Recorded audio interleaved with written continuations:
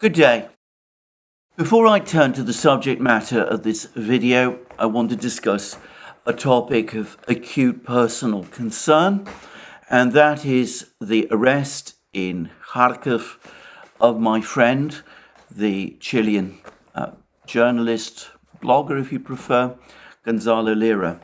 Now, I have interacted extensively with Gonzalo over the last 2 years or so, since before the special operation began in Ukraine. In fact, to the best of my recollection, we started working with him on the Duran. We had him regularly as a host, as a guest on our live streams at some point in 2021, early 2021, soon after the Biden administration established itself.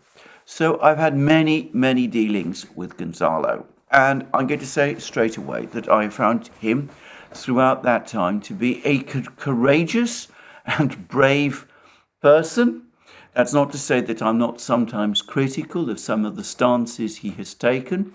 He's a passionate person, sometimes a bit emotional. Sometimes he says things which I think go too far about various people whom I also know.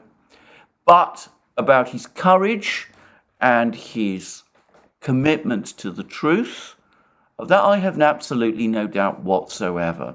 And yes, he has made fairly clear his personal stance about the conflict in Ukraine, his opinions of the Ukrainian government, but in no conceivable sense do I feel that he has transgressed or taken any step or action which goes beyond the bounds of what I would call journalistic propriety. Well, he was arrested on one previous occasion by the Ukrainian authorities, and he has been arrested again. And it looks very alarmingly that this time the Ukrainian authorities intend to press charges against him. I have to say straight away that I do not understand the nature of the charges based on the statement that the Ukrainian security agency, the SBU, has published. He's made certain comments critical of the Ukrainian government and of the Ukrainian authorities and of their conduct of the war and of their general conduct overall. But I would have thought that was a fully appropriate exercise of free speech by someone who, it is important to say, is not a Ukrainian citizen and is not, therefore, somebody who practices journalism in Ukraine, even if those kind of restrictions were appropriate upon Ukrainian journalists, which for the record, I don't think they are. He is not disclosed or published anything that could remotely be described as military secrets or which could in any way impact on Ukraine's conduct of its war. There's a rather desperate attempt to try to argue that Gonzalo tried to take some pictures of Ukrainian soldiers. I cannot understand or see why that would be a matter of concern. After all, there are lots of pictures of Ukrainian soldiers, and whatever pictures he took in Kharkiv, I can't imagine that they disclosed anything of particular seriousness or importance. Nonetheless, I will say one thing about this affair. It is at least a relief that the Ukrainian authorities have admitted that they are holding him. I'm assuming that the relevant governments, the government of Chile, first and foremost, he is a Chilean citizen and Chilean national, and I hope also Western governments will take actions to ensure his early and immediate release. I call for that as well, and I would say that if anything does happen to Gonzalo, over and beyond the fact that he has been detained, and I don't want to speculate about that, well, the responsibility for it will rest firmly on the Ukrainian authorities, and I will, and I hope others in the independent media landscape also will not hesitate to call them out on it. Anyway, that is what I wanted to say. I don't want to say more about the situation with Gonzalo. He's obviously in a difficult situation. I hope he's been granted access to legal representation. I hope the Chilean authorities have been granted consular access to him as well. And I hope to see him safe and well very soon. And I assume and believe that all of us in the community join in that wish. Let me now turn to the situation on the battlefields in Ukraine. And once again, somewhat against my will, I have to say, I am pulled back to a discussion of the latest statements by Yevgeny Prigozhin, the nominal or titular head of the Wagner organization. But before I do that, can I return to the topic of that email I received yesterday from an individual who, as I said, I do not intend to say anything that could disclose this person's identity, but an individual who I said appeared to be extremely well informed about the Wagner organization altogether. And I said that I thought the information that he provided to me in that email looked to me both reliable and authoritative. This person has now emailed me again, and I've had, as a result, more interactions with him. And I can say that I now consider the information he provided to be not just authoritative, but definitive as well. That what I mean by that is that he absolutely does know what he is talking about. His information about the Wagner organization, in my opinion, is accurate and conclusive. He's provided me with information about his sources. He's provided me also with information about open sources, which corroborate a great deal of what he has said. And I want to express on this program my gratitude to this individual for providing me with that information, which has clarified a great many uncertainties about the Wagner organization and how it operates and what it does. And by the way, and I do want to say this, which corroborates some of my original opinions about it. That, as I said, Prigozhin himself, obviously he does have a big role in it, an outsized role in it, but he is not its sole progenitor. Other agencies of the Russian state were there setting it up before him. Anyway, I'm not going to discuss that in further detail, just to say that one of the things that make this work so attractive for me is the enormous help I get from people who follow these programs. I've discussed at length how a particular person who is an expert on armored vehicles, specifically Russian and armored vehicles, has provided me with indispensable help in understanding how these things work and what they are. And now another individual from the Wagner, who knows about the Wagner organization, has been able to come forward and has been able to provide me with extensive and valuable and authoritative and definitive information about it. Now, let me move on and discuss what's happening, and let me come back again to Prigozhin, because Prigozhin, once more, as I said, has been making a whole succession of statements, and I'm finding it difficult to keep up with him. I mean, he is causing my head to spin, because from 1 hour to the next, the situation with him seems to change. Anyway, the first thing to say is that over the course of the last few days, he has been talking about the fact that the Wagner organization has until the 10th of May. It's then going to become physically and materially exhausted. He's then, and therefore has to be pulled out of the battlefronts. He's spoken very warmly about Ramzan Kadyrov. He's agreed with Kadyrov's proposal that the Chechens should take over the defense of Bakhmut once the Wagner organization quits the scene. So that was one thing that he was saying yesterday, but he was also making it very clear that the Wagner organization, so long as it remains in Bakhmut, will continue its offensive and will continue its advance. And then he made a further statement a few hours later, which is now up on TASS, as is still up there, by the way, in which he said that the Wagner organization now controls 95% of Bakhmut. In my opinion, it is significantly more than that.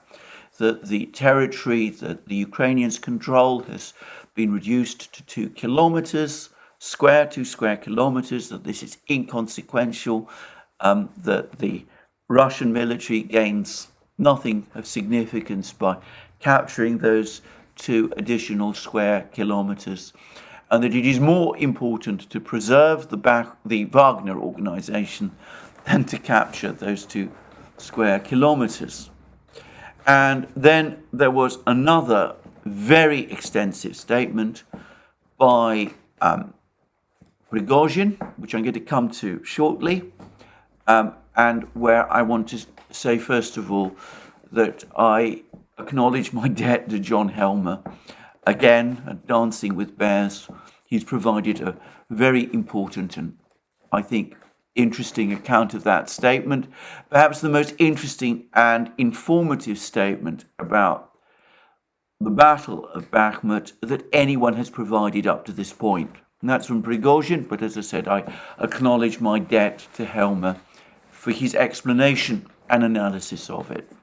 And then, having led us up all the way to the brink of the pullout from Bakhmut by the Wagner organization, just shortly before I started this program, we got a further report from Prigozhin. Situation with ammunition has now been resolved. The Ministry of Defense has contacted him and has assured him that all his ammunition needs, or the Wagner organization's ammunition needs, will be resolved and fully met. And in order to provide Prigozhin with further reassurance, he's now been told that General Surovikin, the one Russian general who Prigozhin says that he trusts, that he's now going to become, in effect, his line manager, that he is going to take personal supervision of the further actions of the Wagner organization in Bakhmut. Now, I'm assuming from that what Prigozhin is now saying is that all is now well, they're going to get the ammunition they need, and that they're going to continue to fight in Bakhmut, and they're going to capture this remaining territory, 2 square kilometers, which is what he said, that remain under Ukrainian control. Well, I have to say that this melodrama is becoming exhausting to report on, and there's a number of things to say about this. And I'm first of all going to turn to Helmer and to his account of the long, very long, much more structured statement that Prigozhin has given, in which he provides an explanation of the actions of the Wagner organization in Bakhmut. And Prigozhin says that Operation Bakhmut Meat Grinder, as he now calls it. Interesting that apparently the expression meat grinder originates from the actual title of a military operation apparently agreed between the Wagner organization and the Russian military. But all of this originates with certain decisions that Surovikin took shortly after he was appointed overall commander of Russian forces in the conflict area. And apparently Surovikin had a discussion with Prigozhin and the leaders of the Wagner organization, and it was agreed that the Wagner organization would start to conduct operations in Bakhmut, and that these operations, the purpose of these operations was not so much to capture Bakhmut itself as to divert Ukrainian forces to the defense of Bakhmut, weakening Ukrainian positions elsewhere along the battle lines, bleeding them dry, in other words, grinding them down, as Surovikin himself said in that extraordinary interview he gave shortly after he was appointed to Russian television, grinding them down in Bakhmut. It was less important that the town itself be captured. The main purpose was to bleed the Ukrainians, making it more difficult for them to continue offensive operations, and in the end, compromising their capacity to conduct an offensive entirely. And this operation, according to Prigozhin, was completely successful. That is exactly what happened. And it was expected to end by the end of April.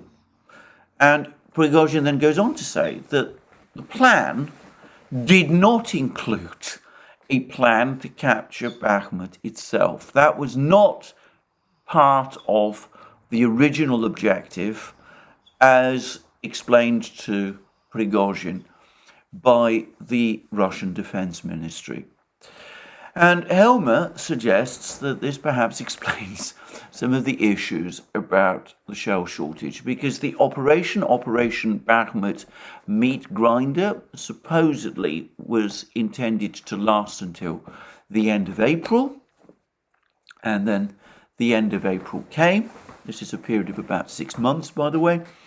And then at that point, the decision was made that by the Russian High Command that Operation Bakhmut meat grinder having served its purpose, there wasn't the imperative need to keep Wagner supplied with ammunition at the same level.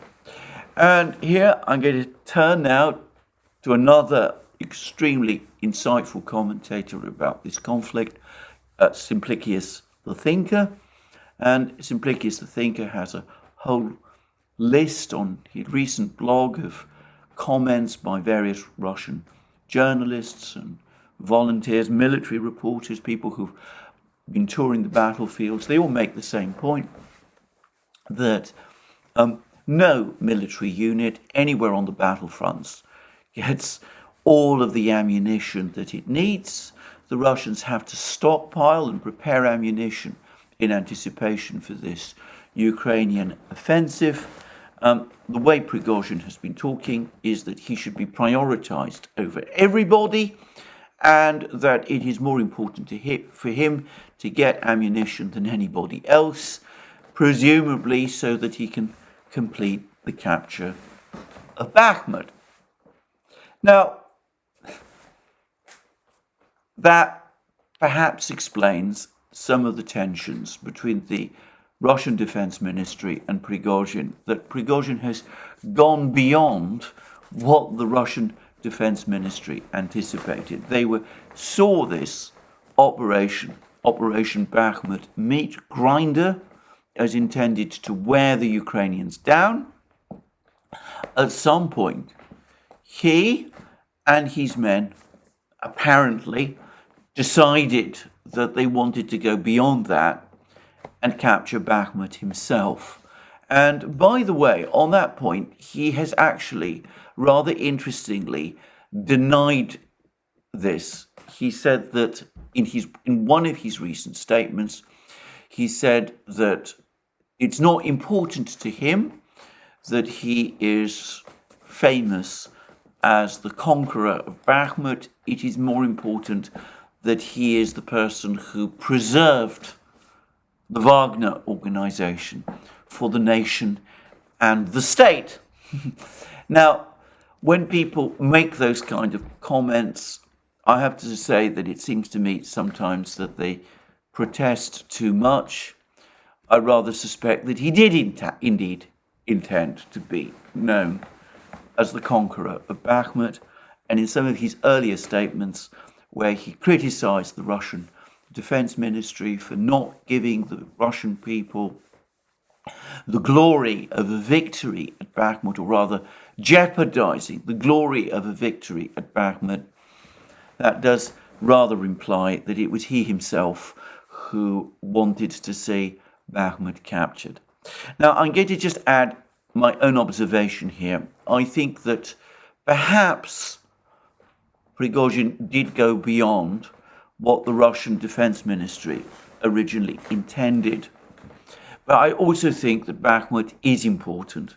And I do believe that the fact that the Russians have basically been helping Prigozhin along instead of reining him in means that at some point, as his advance in Bakhmut accelerated, they decided that they should support him to a greater extent than they originally planned, because they do want to take Bakhmut, because it is an important logistical and transportation hub, and because capturing it does indeed put the Russians in a much stronger position to advance westwards towards Slavyansk, Kramatorsk, and those sort of places.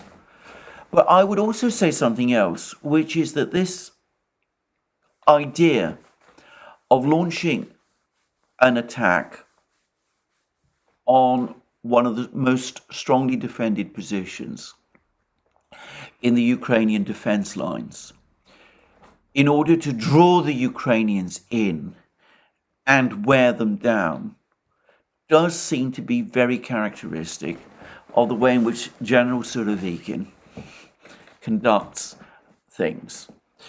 He, after all, has done exactly the same thing in his campaign against the Ukrainian air defense system.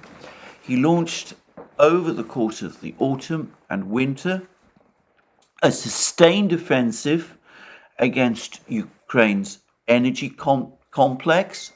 He did so undoubtedly, as is now clear to me, with the primary purpose of depleting the Ukrainian air defense system.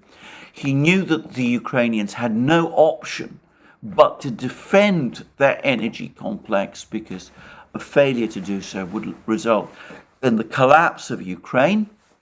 And the result was that the Ukrainian air defense is indeed depleted, has been ground down, if you wish, with the result that the Russian Air Force is now much more active than it previously was. And it seems to me that Surovikin's thinking here about Bakhmut might have been the same. He might have recognized that Ukraine could not just abandon Bakhmut, that this was precisely the place where the Ukrainians would be obliged to make a stand because of its overall importance to their defense system in Donbass, that for that reason they would continue to send reinforcements there, and that would facilitate the Russian plan to draw blood, to grind the Ukrainians down. Surovikin's plan, in other words. And by the way, that is Surovikin's thinking, which I suspect it probably was. It does seem, as I said, very characteristic of the man, I'm going to make 2 points. Colonel Douglas MacGregor was one person, military officer, person who's had a command role. He made, as I recall, precisely that point in one of his programs about Bakhmut. He pointed out that Bakhmut, first and foremost, had been set up by the Russians as a trap for the Ukrainian military.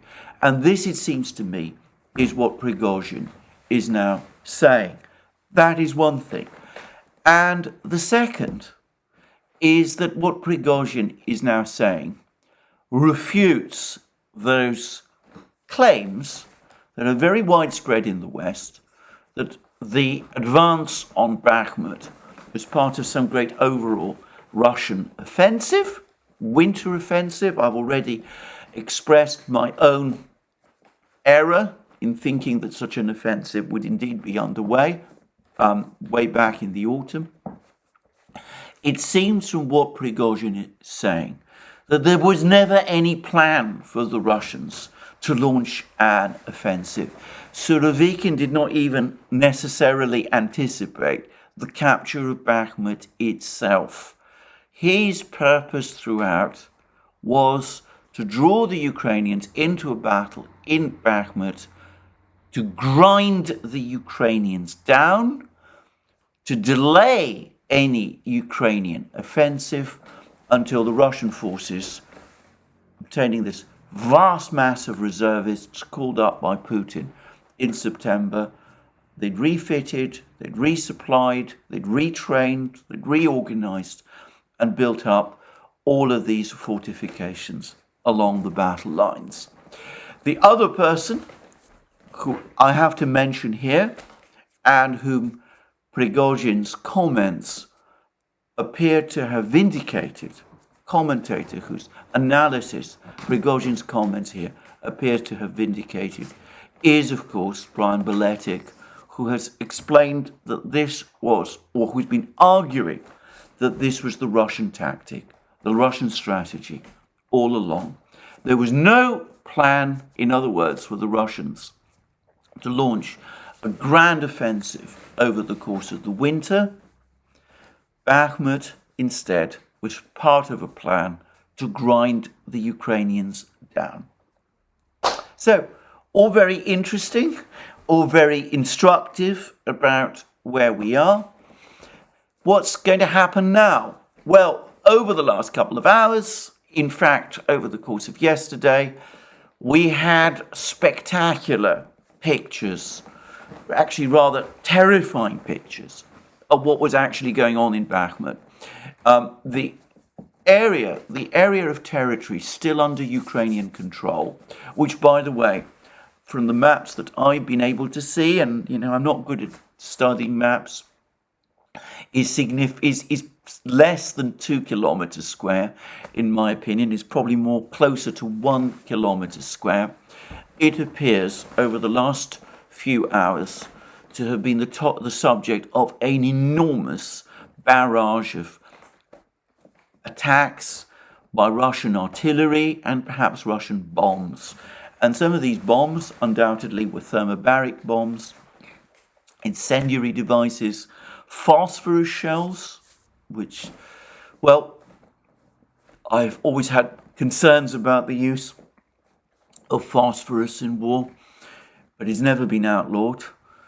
Anyway, all of that was thrown at the Ukrainians over the last few hours, and there were reports that Wagner forces have been pressing forward in Bakhmut, that they are actually operating now in some of these scattered buildings in this largely green area with a few large buildings, that the Wagner forces are indeed aiming now to capture Bakhmut.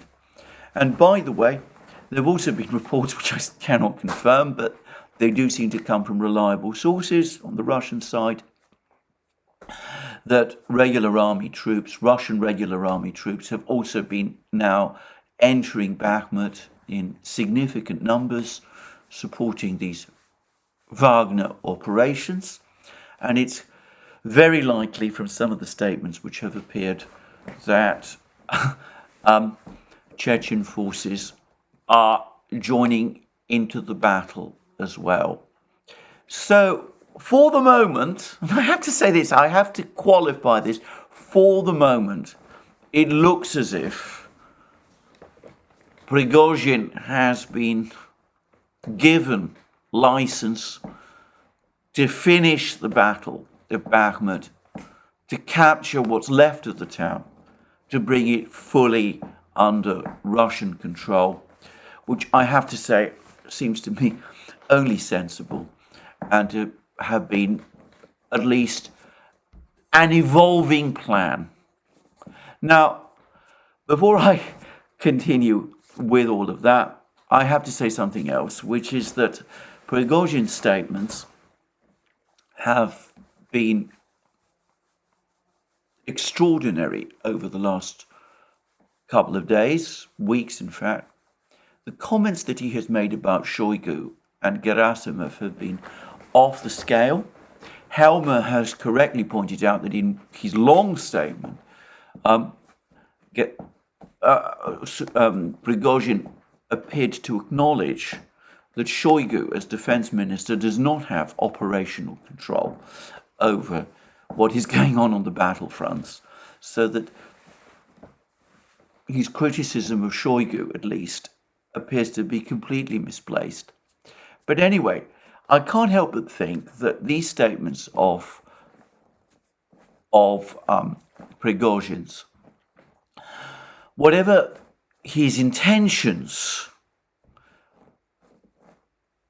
cannot have helped stabilize and strengthen the Russian military in advance of the Ukrainian offensive. The Russian military across the entire front line is now preparing for a Ukrainian attack. And they've heard one individual who has acted as if he is a commander of one of the most key important units in the battlefield. He's been coming out saying that the leadership of the Russian army is corrupt and incompetent, that it gives bizarre orders, that the Russian army is demoralized and ineffective, and that only his unit has any real combat efficiency. Now, that must have made many people, as I said many times, very, very angry, but it cannot have helped morale. I can't help but think that when this is all over, when Bakhmut is indeed taken, as I now presume it will be, by the Wagner group, backed by the Russian military, when all this is over, there will be some sort of reckoning for Prigozhin. There is a hint in his latest statement, the one in which he says that all is now well, he's going to get all the ammunition he needs, Surovikin is now his line manager. There is a hint that not all has been well within the Wagner organization itself. He has gone out of his way to say that not a single soldier of the Wagner organization has decided to quit and join other Russian units, despite offers to do so. I wonder whether the reality is that some of the members of the Wagner organization, the fighters, the soldiers who've been fighting this battle in Bakhmut, they haven't been angered also by Prigozhin's statements, and they don't feel that his decision to pull back from Bakhmut, his announcement that the Wagner forces are going to pull back from Bakhmut on the eve of victory, when, as I said, there's just a few buildings left to take, whether that isn't, in a sense, a betrayal of all their efforts. And I wonder whether possibly, just possibly, there hasn't been some sort of recriminations and criticisms of Prigozhin himself within the Wagner organization too. That's pure speculation. But, and I stress again, I'm not somebody with a military background in any way, but I can't help but think that soldiers who've seen their comrades die or be wounded might not feel pleased if their commander or titular commander or nominal commander were to inform them that he's decided to quit the battle and to take them away from the battle, literally on the eve of victory. One other person, I suspect, is not going to be particularly pleased with Prigozhin's actions, and that is, of course, Surovikin.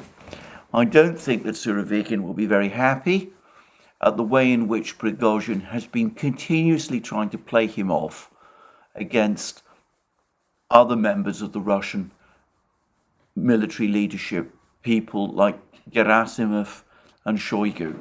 I know absolutely nothing about Surovikin's own relationship with these two people, but I've seen nothing in public to suggest that it isn't perfectly businesslike.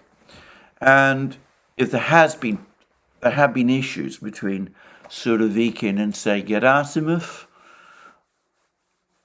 I doubt that Surovikin would want it to be made public in the way that Prigozhin's comments almost suggest. Anyway, I've devoted a huge amount of time to Prigozhin. I really do hope that this is the end. I really do hope that we do see one final push to take the rest of Bakhmut over the next couple of days, at which point, presumably, it will, well, as far as I'm concerned, it'll become Artyomovsk again.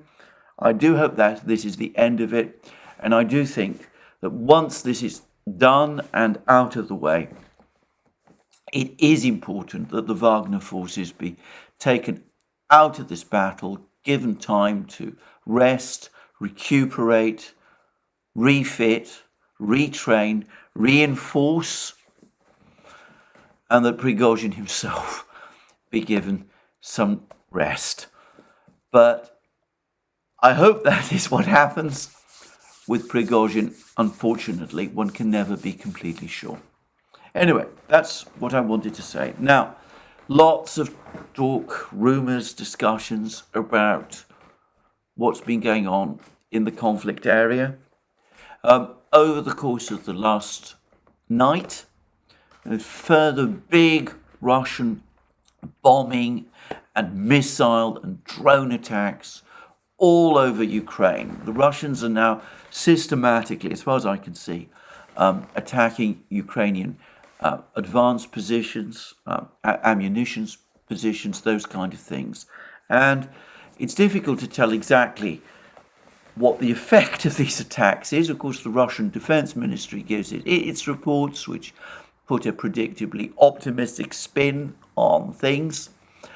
The Ukrainians say much less, as one would expect, but clearly the Russians are hitting Ukraine very hard with missiles and bombs and things of that kind. There doesn't seem to be, by the way, any obvious sign of any great shortages in Russian missiles up to this time. Now, on that topic, I was talking previously about Ukrainian air defenses and the fact that they've been depleted. The Ukrainians do seem to be trying to push forward some of their air defense systems in order to counter the increasingly aggressive operations of the Russian Air Force. There's more evidence that what they're doing, what they're achieving by doing that, is making those air defenses themselves vulnerable. Every day now, there are pictures of Ukrainian air defense systems, an ODYSEE system, Soviet short-range system, a Buk missile system, much more powerful, being destroyed by Russian Lancet drones and artillery and whatever. So this might not perhaps be a particularly wise thing for Ukraine to do, but given their lack of an air force, if they are going to go on the offensive, it doesn't seem as if they have really very much choice. And I suspect that that is going to deplete the Ukrainian air defense system even further. Now, perhaps because of that, we're now hearing reports that as the Ukrainians push forward whatever's left of their Soviet air defense systems, their Soviet-era air defense systems, they're keeping their Patriots and their Western systems back in reserve to try to protect their strategic positions. Principally, from what I can tell, Kiev, the capital, and Odessa being, as far as I can see, the main transit place for supplies entering Ukraine from the west. And by the way, a place where the Russians have been targeting very heavily with their missile and drone strikes. And of course, in the midst of all of this, as the Ukrainians have come to rely increasingly on their Western systems, first and foremost the Patriot, the Iris, all of those, we've had this extraordinary, very bizarre story about the Ukrainians successfully shooting down a Kinzhal hypersonic missile. This is a system that the Ukrainian air defense officials have themselves repeatedly admitted that they do not have the capability to shoot down. But nonetheless, there was a report a couple of days ago that they did shoot down such a system, then it was denied by Ukrainian officials from the air defense system. And then, as I said, for a whole day afterwards, the Western media continued to churn out that story. Then we got more claims from Ukraine that a Kinzhal had indeed been shot down. Nobody said with what kind of system, but presumably it was a Patriot. The nose cone of some kind of a missile, which we're told is a Kinzhal, has been displayed, only it's not clear that it is a Kinzhal, and as has been pointed out by several people, if this nose cone really was that of a Kinzhal, which detonated apparently as it fell, that's part of the story that's been told, then it'd be surprising that it was intact. And then we've had more denials from Ukrainian officials and the air defense system that such a thing even happened. My own impression is that the people who run Ukraine's air defenses and who are professionals are deeply embarrassed by this story. They know that it isn't true, and they're very embarrassed about the way in which they've been, in effect, used in what is clearly a media campaign. And the explanation for that, as far as I can see, is probably twofold. On the one hand, the Ukrainians obviously want to keep morale high on their home front by saying, well, actually, it isn't true. We can shoot that, hypersonic missiles cannot be intercepted. We can intercept them. The Patriot system has provided us with the ability to do that. And here's the proof. We actually did it once. So there's a morale aspect to this. It seems to me that there's another story here as well, which is that Ukraine is peddling this story about the success of the Patriot system in shooting down a hypersonic missile, something which, as I said, even the air defense people in Ukraine are trying to refute, because Ukraine needs more air defense missiles. And they're trying to persuade people in the West that Ukraine is using these Patriot systems extremely effectively. They're even able to shoot down hypersonic missiles with them.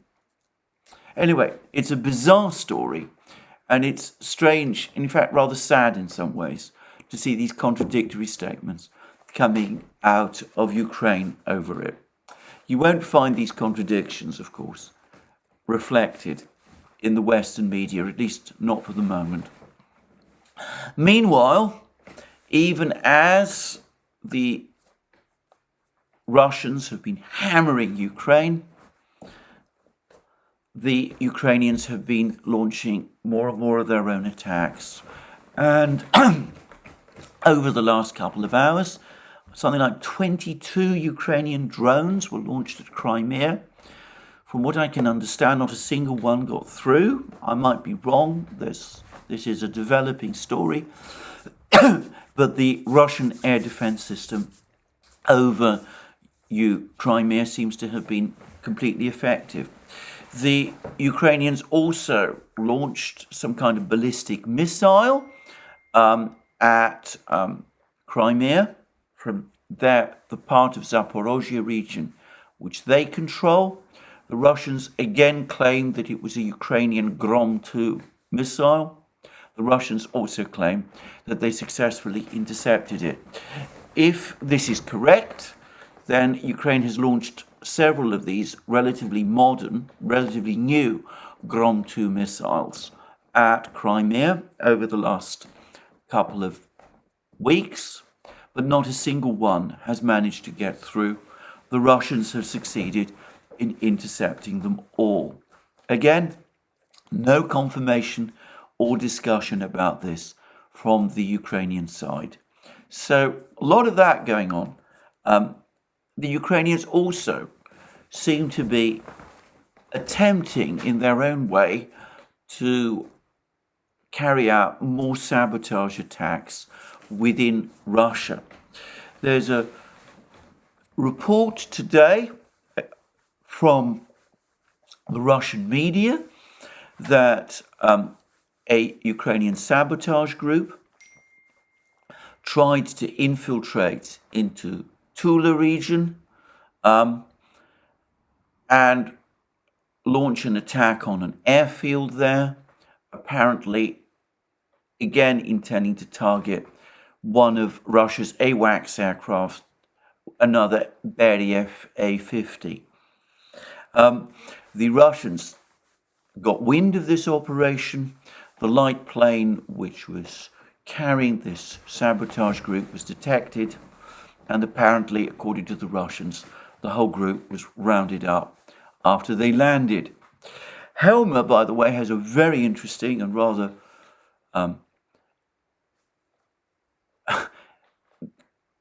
disturbing account of the drone attack of the Kremlin.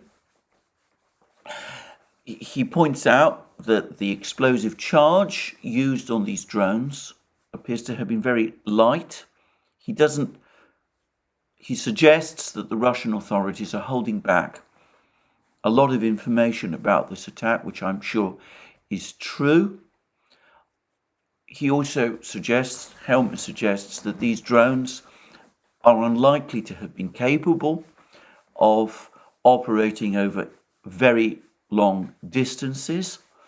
I wonder whether, again, what might have happened is that a Ukrainian group, sabotage group, might have been infiltrated into the area around Moscow and might have carried out this attack, and whether the Russians aren't keeping silent about this and about the whole episode because attempts are being made to track this group down. And that's purely a guess. I can't say for a fact that that is true. But anyway, an awful lot is going on there. But to reiterate again, these Ukrainian attacks on Russia are pinpricks. the Russian attacks on Ukraine, by contrast, are massive and are of devastating effect. Meanwhile, everybody continues to wait for this great Ukrainian offensive, which we have been repeatedly promised. There's lots of talk that it's about to take place, that it's been postponed to June. Who's to say?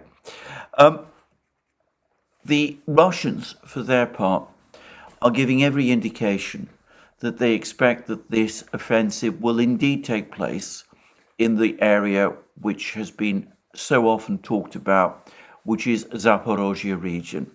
They have evacuated around 70,000 people from the villages on the front line, which, as I discussed yesterday, seems to me to be a proper precaution in advance of what is likely to be heavy fighting in that particular area. There's more and more reports of very heavy Russian reinforcements being deployed in this area behind this huge belt of defense lines that have been created.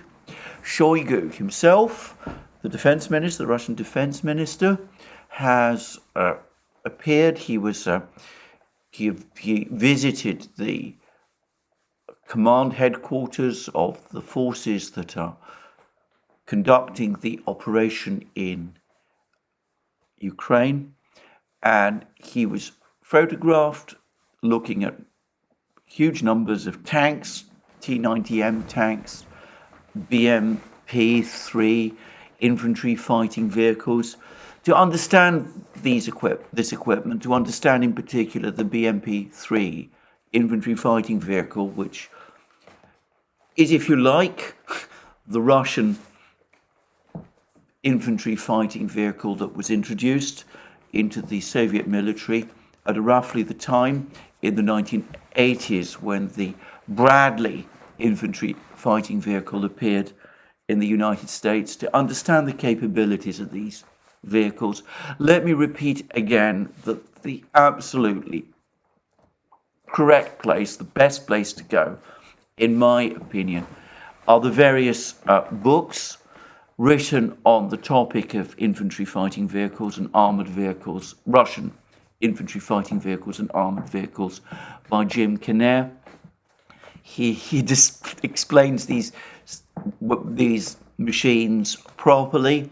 He's recently, in one of his books, he's pointed out that the BMP-3 in particular had a somewhat bad press in the Western media for a very long time, undeservedly so, but it is apparently now being produced in quantity by the Russian military-industrial complex, and indeed Rostec, the corporation that acts as the corporate umbrella for the Russian military-industrial complex, says that they've produced more of these BMP-3s in the first quarter of 2023 than they did in the whole of 2022.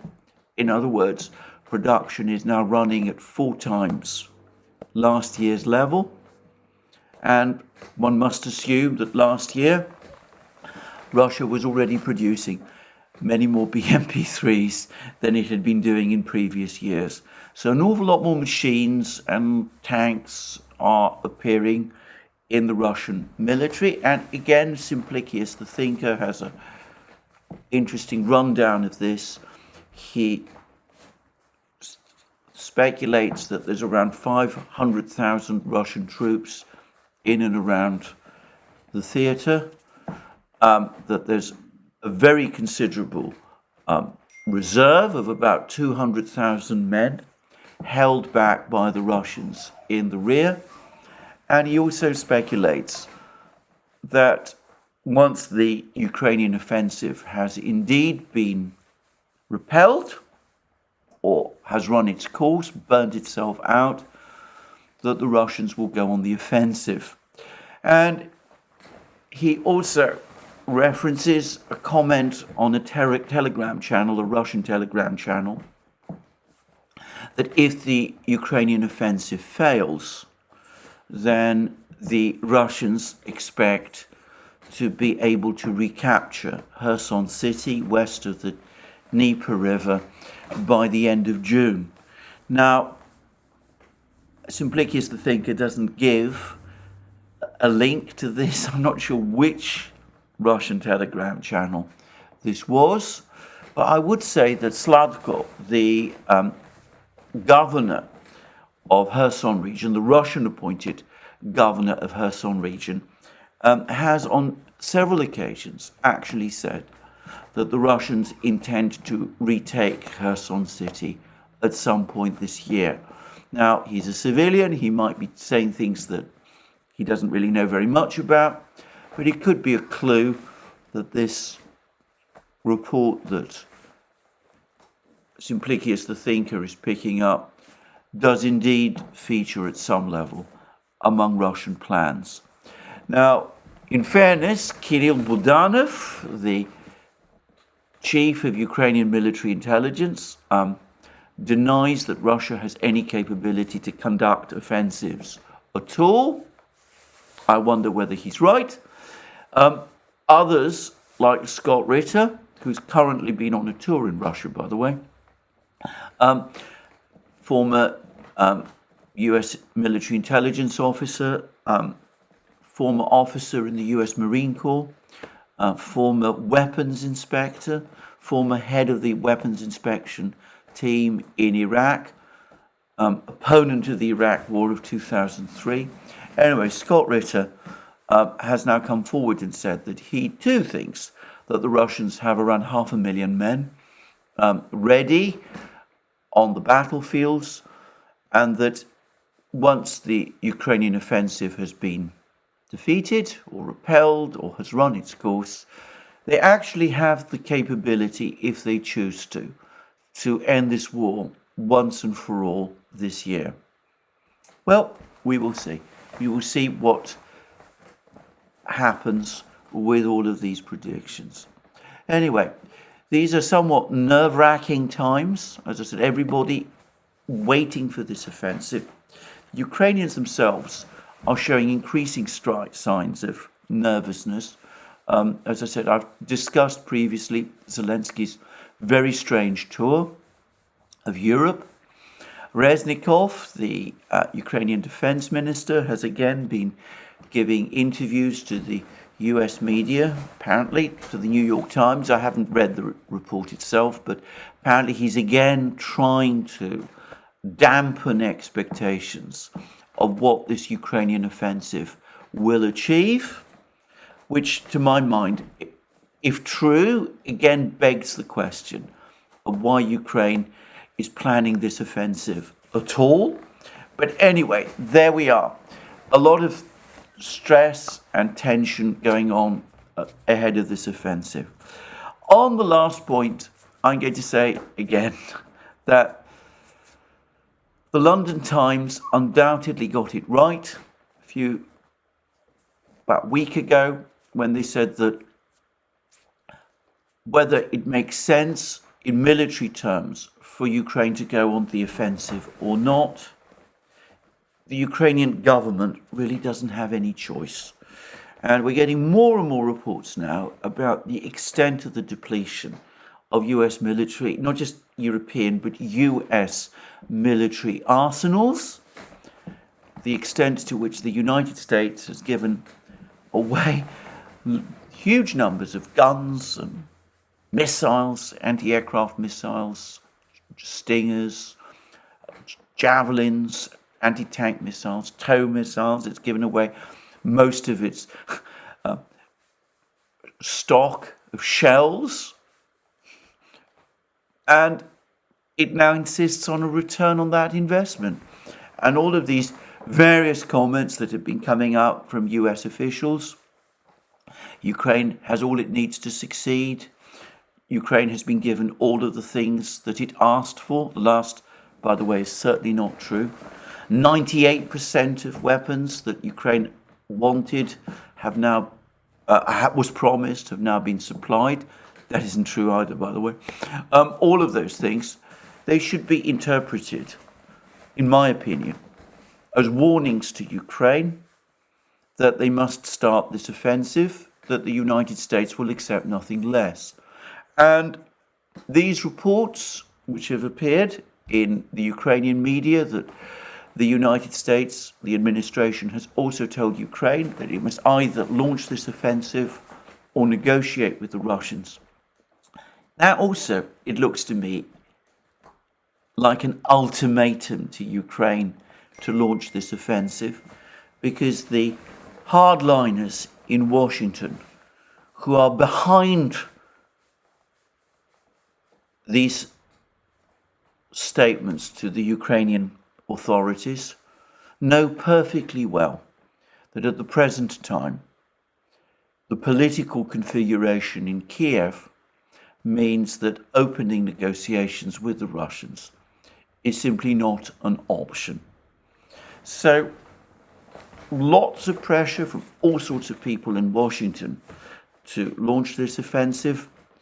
Josep Borrell, the European foreign minister, I'm going to call him that. He's not technically a foreign minister, but that's the role he's assumed. He's saying essentially the same thing. He too has now come out and said that without European Union's financial support, Ukraine would collapse in a few days, which is probably true.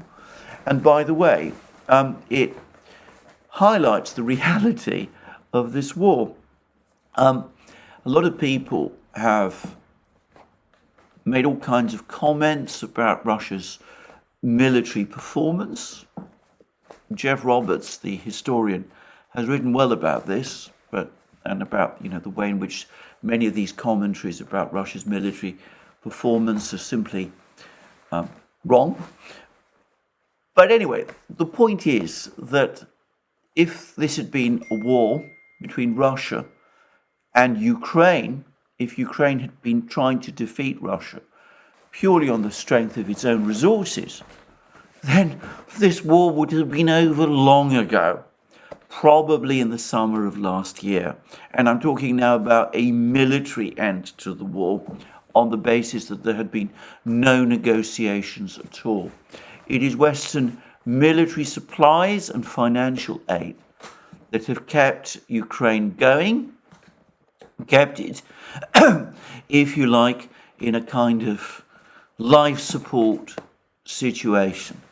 But of course, Borrell reminding Ukraine of this fact is basically telling Ukraine, well, you depend on us, we want this offensive, you can't back off now, because if you do, and we decide to switch off our support, well, you are gone. So I have to say I take a very bleak view of these statements from the West.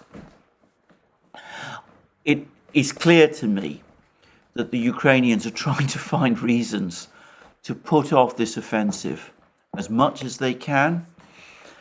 There's even a report today that General Syrskyi has supposedly told General Zelensky that the weather is turning bad once more, that he'd like to postpone this offensive, that the training of the troops is not complete, that there's still weapons that are needed before the offensive can be launched. I think that there will come a point when, if those excuses are indeed being made, the West will say, enough is enough. You must launch that offensive now. We have given you all this weaponry. We're not prepared to wait any longer.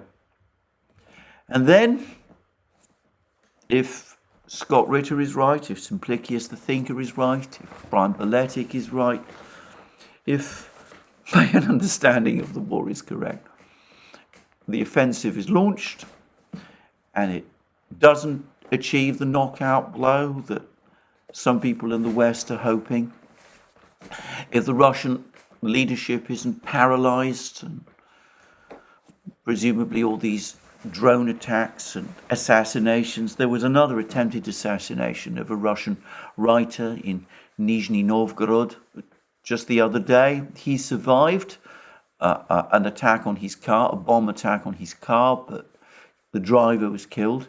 Anyway, if all of this fails to panic the Russians, if threats to disrupt Victory Day parades fail to panic the Russians, if the Russian leadership, on the contrary, remains calm and stable, and the Russian military holds together and repels this attack, as so many people are saying, with the Russian military getting bigger and stronger. General Cavalry, the American commander of the NATO forces in Europe, has said it's bigger now than it was at the start of the war, and is becoming more capable, even if it has been degraded to some extent. Doesn't say to what extent. If the Russians refuse to negotiate, if they go back on the offensive at that point, what then? Nobody seems to know. Nobody seems to have a plan. It's looking increasingly unlikely, in fact, all but inconceivable, that the West can resupply Ukraine with all the weapons it needs or would need all over again. I've seen suggestions that it would take at least a year for that to be possible. Would Ukraine have a year? Perhaps Alaudinov, the Chechen officer, who said that the Russians will continue to grind Ukraine down and that they will finally achieve victory around August or September of 2024. As I said, a few short weeks before the American elections, the presidential elections. Perhaps rather than the big arrow advance that Scott Ritter and others are suggesting in the second half of this year, perhaps that is the plan. But either way, I wonder what the West is going to do by that point. But of course, it could be that by that point, nobody in the West will be very interested, that Ukraine will be yesterday's story. There's more reports now of more investigations of the president in the United States. There's more reports of a festering crisis within the financial system in the West. More banks sliding. There's reports that up to half the banks are in difficulties of some kind. As I said, I don't want to speculate too much about that. I'm not sure I'm in a position to. Strange contrast, given that the Russian financial system, the Russian banks, seem to be showing no sign of stress at all. But anyway, there we are. So it could be that with all that happening, if it really does happen, no one will be very interested any longer in Ukraine at all. On that subject, we've just had local elections in Britain. I don't want to spend too much time on those. It was very interesting, however, that the Conservative government did very badly. It lost lots and lots of council seats, local government seats across England where the elections took place. But the Labour Party didn't do particularly well, or so it seems to me. It is still only polling just marginally above the levels that it achieved in the 2019 election, and is polling significantly lower than it did in the result it achieved in the 2017 election, when it was led by that much maligned person, its former leader, Jeremy Corbyn. Anyway, doesn't seem as if there's much enthusiasm for the Labour Party, even as most people in Britain have turned against the Conservative Party. Perhaps this overwhelming focus on Ukraine is not, electorally speaking, so wise. That's where I'm going to end this program today. More from me soon. Can I just repeat again that you can find all our various programs on our various channels, on our various platforms, locals, Rumble, BitChute, ODYSEE, Rockfin and Telegram. You can also support our work via Patreon and Subscribestar, links under this video. Don't forget to check out our shop. Look up the amazing things that you will find there: our magic mugs, our hats, our hoodies, our t-shirts, our rucksacks, all those great things. And last but not least, if you've liked this video, please remember to tick the like button and to check your subscription to this channel. Well, we'll see what happens next. I wonder whether we'll be getting any more statements from Prigozhin over the next few hours. But one way or the other, I think that the Russians will want to see this battle of Bakhmut finally brought to an end. And even as I've been making this video, there's been apparently confirmation from Ukrainian sources that they have lost control, finally and conclusively, of the roads that lead into Bakhmut. They're only left now with sending supplies over open fields, with all the disastrous consequences of that. And I do think that we will probably see Bakhmut wrapped up over the next couple of days at most. And that's, as I said, I guess, as I said, with a personality like Prigozhin, you can never be completely sure. But whatever it is that happens, I will return to it in my future programs. Thank you again, and more from me soon.